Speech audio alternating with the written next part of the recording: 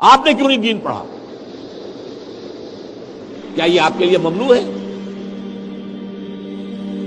میں نے کیوں دین پڑھا؟ میں تو ڈاکٹر تھا، آپ فارماسسٹ ہیں، میرے بیٹوں نے پڑھا ہے، وہ نماز جمعہ پڑھا رہے ہیں، تو زیادتی کیا ہے؟ وہ ہماری ہے۔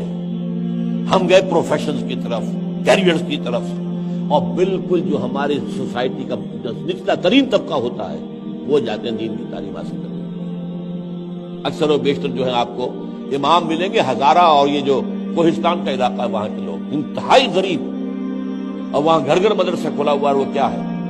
وہ روٹیاں مانگ کر محلے سے لا کے کھاتے ہیں۔ یہ تو آپ نے کیا ہے نا، اور پھر ان کو سٹیٹس یہ دے دیا ہے کہ اس کے بغیر نکاح ہی نہیں ہو سکتا۔ آپ کیوں نہیں اپنی بیٹی کا نکاح پڑھا سکتے؟ Why can't you do it? اسلام میں کوئی برہمنزم نہیں ہے، اسلام میں کوئی پاپائیت نہیں ہے، اسلام میں کوئی پنڈت شے نام کی شے نہیں ہے، کچھ بھی نہیں۔